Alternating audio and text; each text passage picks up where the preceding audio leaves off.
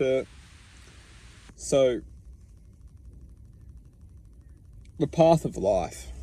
We will make a 4-part series.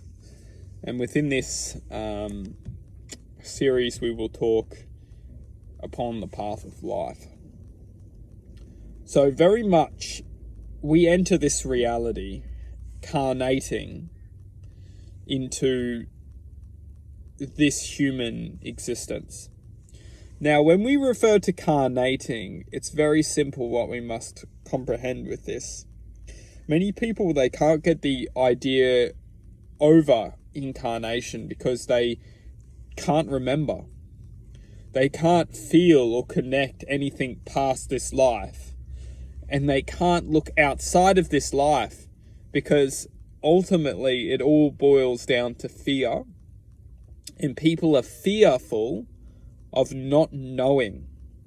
When you can create the perception of fear of not knowing, you can convince someone that something is not possible.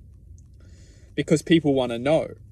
And if you say, no, that's not possible, this is relevant, this is existence, then people find comfort in knowing, even though it may not be true.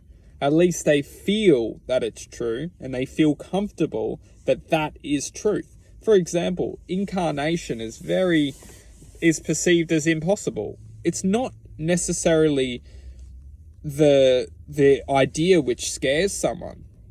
It's what scares someone is for that to be stated as impossible, and then somebody can't overcome the idea that it may be possible, and they are convinced with fear. Ultimately, it's all done through fear, is that they are convinced that if they believe that that is possible, and people think that it's impossible, and you obtain that belief system, people are essentially programmed to fear the unknown, the infinite possibility. And this isn't just done through this one status of incarnation, or this one possibility of incarnation. It's done through everything within this reality. And you look, if people can't connect or people can't see the infinite potentialities, they can be convinced of a certain point of attention, and that point of attention may take form of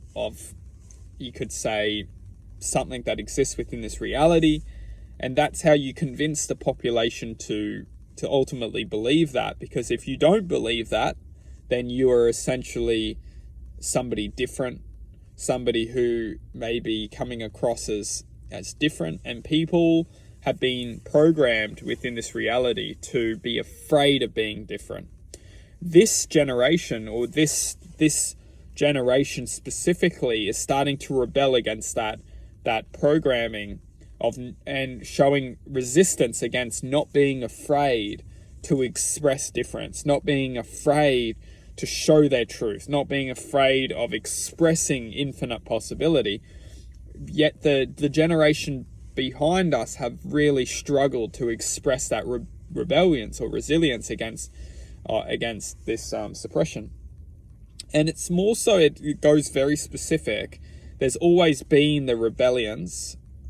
There's always been it. So although it may come across as it's always been present. There's always been that non-stop expression to show the resistance and show the rebellions against suppressing.